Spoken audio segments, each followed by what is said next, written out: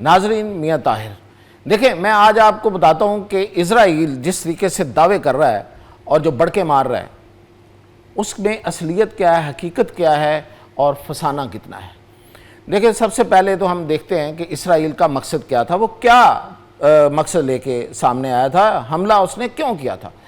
اس کا دعویٰ یہ تھا کہ ہم ایران کی جو نیوکلیر اس کی طاقت ہے یا وہ جو طاقت حاصل کرنے کی کوشش کر رہا ہے ہم اس کو تباہ کرنے جا رہے ہیں۔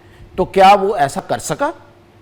نمبر ایک تو اس پہ بات کریں گے، اور دوسرا کہ جو اسرائیل یہ بار بار اس کے جو جرنیل ہیں وہ کہہ رہے ہیں کہ ہمیں ایران کے اوپر ایئر ڈومیننس حاصل ہے، یعنی کہ ایران پر ہمیں فضائی برتری حاصل ہو گئی ہے۔ کیا وہ حقیقت ہے؟ کیسے ہو سکتی ہے؟ ٹیکنیکلی کیا اس کے حقیقت ہے اس میں؟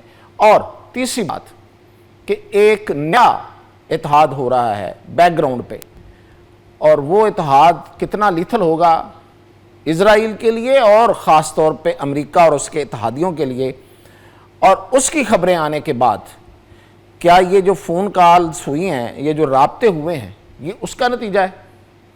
تو ان سب باتوں پہ، ان سب چیزوں پہ بات کرتے ہیں۔ تو سب سے پہلے کہ اصل مقصد تھا ایران کے ایٹمی ریئیکٹرز اور ایٹمی انرچ کرنے والی جو ان کے وہ ریئیکٹرز ہیں جہاں پہ بوم بن سکتا ہے، ان کو تباہ کرنا۔ تو کیا وہ ہو سکا ہے؟ دیکھتے ہیں۔ دیکھیں یہ ہے ایک ایرک اور یہ ہے فردو، یہ دو جگہ ہیں ایران کی بڑی خاص، مطلب جو لوگوں کی نظر میں ہے، جو IAEA جو انٹرنیشنل ایجنسی ہے اٹامک انرجی کی، جو اس پہ وہ بھی بات کرتی ہے۔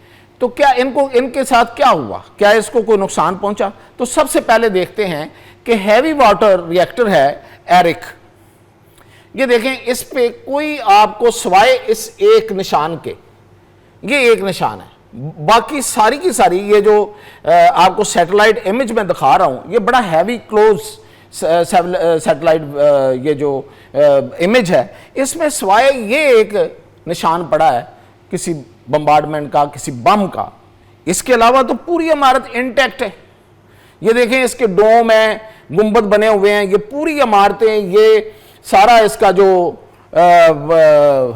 سڑکیں اور ایوری تھنگ انٹیکٹ ہے، کوئی نقصان نہیں ہوا۔ اب دوسری طرف جو سب سے اہم ہے وہ ہے ان کا فردو۔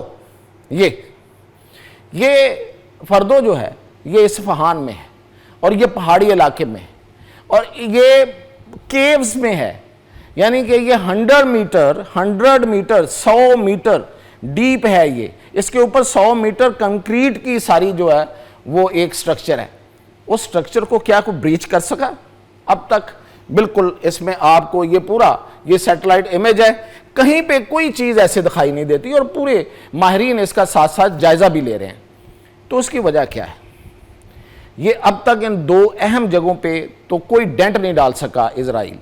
اس کی وجہ یہ ہے کہ میں بہت پہلے سے کہتا آ رہا ہوں کہ اسرائیل کے پاس یہ کیپیسٹی نہیں ہے، کیونکہ اتنی موٹی جو طے ہے کنکریٹ کی، اس کو توڑنے کے لیے بڑے وہ جہاز چاہیے جو B-2 اور B-52 ہیں، اور وہ امریکہ کے پاس ہے۔ امریکہ اس سے بالکل علیحدہ ہو کے سپورٹ ضرور کر رہا ہے، پیچھے ضرور بیٹھا ہوا ہے، اسلحہ اس کا جو اسرائیل کے پاس ہے وہ استعمال ہو رہا ہے، انٹیلیجنس اس کی ضرور اس کو مل رہی ہے، اس کا ایئر ڈیفنس سسٹم اسرائیل کے لیے ضرور اویلیبل ہے، لیکن یہ B-2 اور B-52 اس نے ابھی تک نہیں دیے۔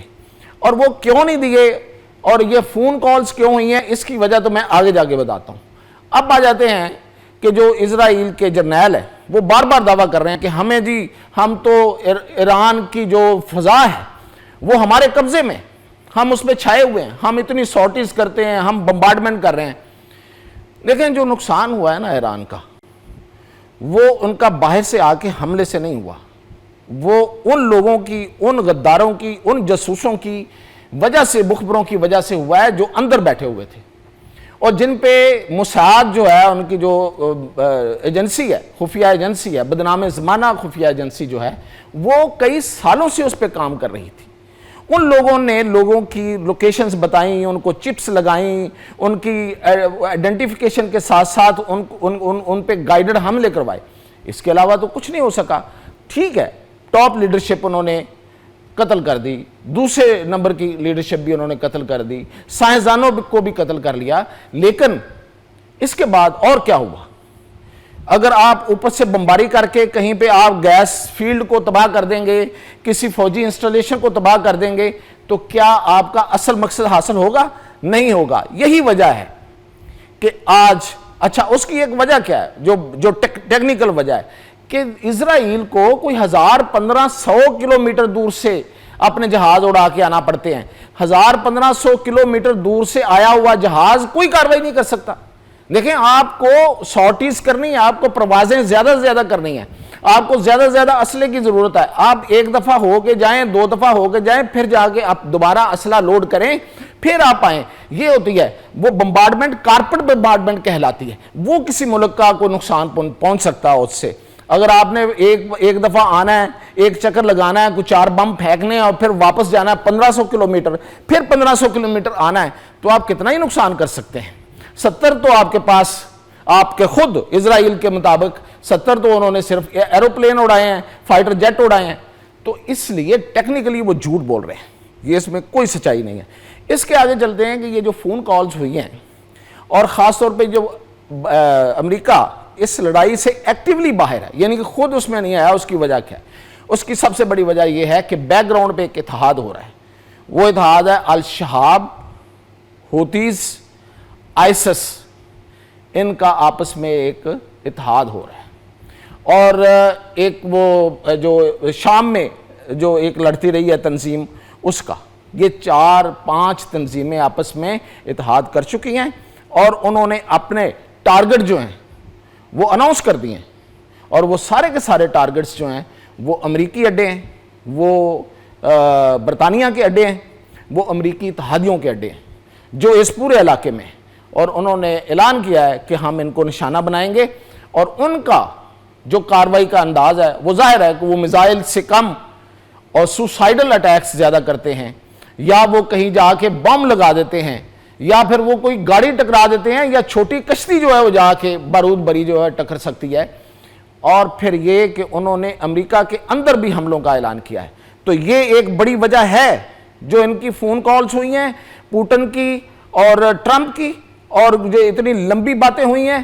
اور اس میں اب جو ایران نے بھی اب کہہ دیا ہے کہ ہم مذاکرات پہ آئے ہیں, شرط رکھی ہے, تو اس کی ظاہر ہے کہ ایران کو کوئی نہ کوئی ایسا وجہ ملی ہے کہ وہ مذاکرات پہ آ سکتا ہے, کیونکہ اسرائیل بھی اب تھک گیا ہے, اور اسرائیل کے پاس مزید, اب میں آپ کو بتاؤں, اگر ایران اس اپنے اٹامک جو میں پہلے دکھا رہا تھا جو فیسلٹیز ان کو اگر وہ بچا جاتا ہے اور اس لڑائی کو تھوڑا آگے کھینچ جاتا ہے, تو اسرائیل کی شکست جو ہے وہ واضح ہے, اور ایران جو ہے وہ اس میں جیت جائے گا. یہ تھی اب تک کی اپڈیٹ, پھر اپڈیٹ کے ساتھ حاضر ہوں.